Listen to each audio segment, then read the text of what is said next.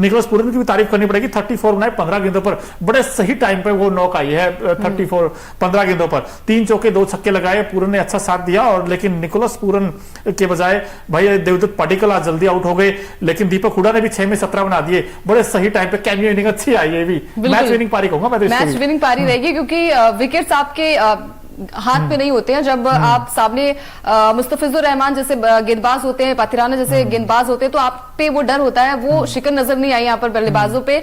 और स्टॉइनिस जिस फॉर्म में खेल रहे थे ना, ऐसा लग रहा था कि भैया ये मैच को फिनिश करके आएंगे, और उन्होंने किया भी। 124 रनों की नाबाद पारी आई है और क्या गजब की पारी थी। आपके बड़े बड़े प्लेयर जो है वो आउट हो जाते हैं, 0 पर आउट हो जाता है डिकॉक। उसके बाद बारी आती है यहाँ पर, ये लगता है कि शायद यहाँ पर कप्तानी पारी खेलेंगे केएल राहुल, लेकिन उनका बल्ला भी नहीं चला, 16 रन पर आउट हो जाते हैं। उसके बाद से वहां मैच को किस तरीके से तब्दील किया स्टॉइनिस ने, ये आज लखनऊ की टीम ने किया है। और शायद ये इतिहास के पन्नों में भी दर्ज होगा कि स्टॉइनिस ऐसा बल्लेबाज जो कि तीसरे या चौथे नंबर पर बल्लेबाजी करने आते हैं, मैच के रुख किस तरीके से बदल देते हैं, ये शायद लखनऊ के लिए इतिहास भी होगा। और जब बात आती है चेन्नई की, तो नो डाउट यहाँ पर MS धोनी जो है वो सबसे आगे नाम आता है। और हमेशा हमने देखा है कि 2 रन से 4 रन से मैच अगर किसी भी टीम का सामने है और धोनी अगर सामने है तो कुछ भी हो सकता है। लेकिन आज शायद चेन्नई का दिन नहीं था चेपॉक में। और ऋतुराज की तारीफ इसलिए भी बनती है मोनू, क्योंकि IPL के इतिहास में 17 साल बाद कुछ ऐसा हुआ है कि कोई कप्तान जो है वो शत की पारी आई उनके बल्ले से। बिल्कुल, इस बात मैच की बात कर रहे थे हम भाई टॉस भी जीता है लखनऊ की टीम ने और मैच भी जीत लिया। और जब बैटिंग आई CSK की टॉस हारकर, तो उसमें ऋतुराज गायकवाड़ ने एक आउटस्टैंडिंग पारी खेली, 108 बनाए, 60 गेंदों का सामना किया, 180 का स्ट्राइक रेट, 12 चौके 3 छक्के लगाए। ये भी टीम के लिए बड़े अच्छे रहे। लेकिन अजिंक्य रहाणे, अब अजिंक्य रहाणे रचित रविंद्र दोनों एक जैसे ही हैं। इनका फॉर्म फिलहाल मामला गड़बड़ है इनका। आज भी 1 रन बनाया 3 गेंद पर, और यहां पर आउटस्विंग गेंद पर वो आउट हुए थे और पहले ओवर में निपट गए थे। उसके बाद रविंद्र जडेजा से बड़ी उम्मीदें थी कि नंबर 4 पर भेजा गया था कि ऋतुराज गायकवाड़ का साथ निभाएंगे और लेफ्ट राइट कॉम्बिनेशन कारगर होगा, लेकिन जडेजा भी आज दगा दे गए। सिर्फ 16 बनाए 19 गेंदों पर। और अगर मैं लखनऊ CSK की बैटिंग देखता हूं तो अंकिता, उसमें मैट हेनरी ने पहला झटका दिया था और डैरिल मिचेल भी आज कुछ खास नहीं कर पाए, सिर्फ 11 बनाए 10 गेंदों पर। डैरिल मिचेल को आज मौका मिला था रचित रविंद्र की जगह, लेकिन उस मौके का वो फायदा उठा नहीं सके। लेकिन जिसने फायदा उठाया वो ये है शिवम दुबे। अब इन्होंने 27 गेंदों पर 66 बनाए। हर बार ये खिलाड़ी इंप्रेस कर रहा है और ये कहीं ना कहीं बार बार बता रहा है सिलेक्टर्स को कि मैं बिल्कुल तैयार हूं बॉस, आप मुझे T20 वर्ल्ड कप की टीम में ले लो बस। क्यों अंकिता?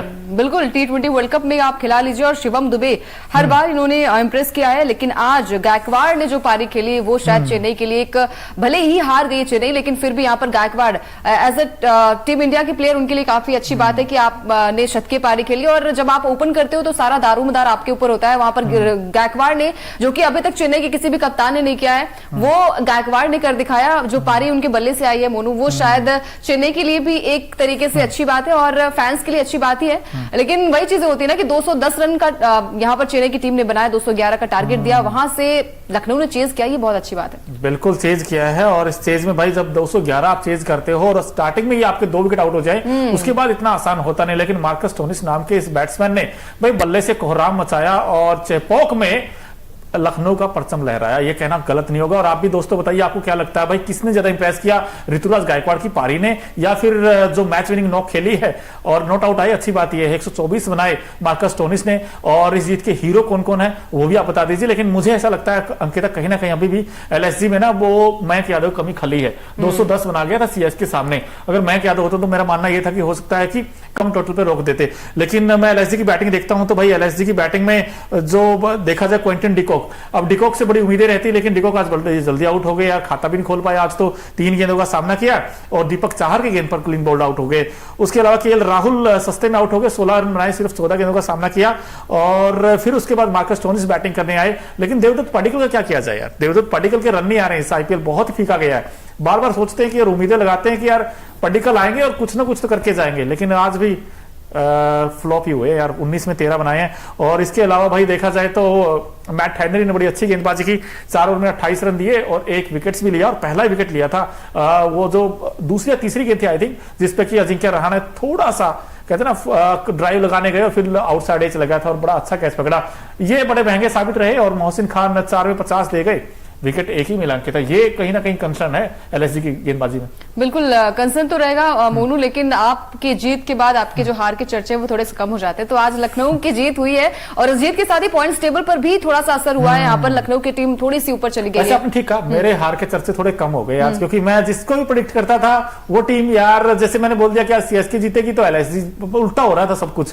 तो आज कम से कम लाज बचाई है मार्कस स्टोनिस, ना सिर्फ लखनऊ की बल्कि मेरी बचाई यार, क्योंकि नहीं, आई थिंक हम प्री मैच शो में बात कर रहे थे, हम दोनों ही लखनऊ के साथ जा रहे थे सामने, क्योंकि मयंक यादव कंसर्न थे कि मयंक यादव नहीं खेलेंगे तो शायद थोड़ी सी कमी खलेगी यहाँ पर।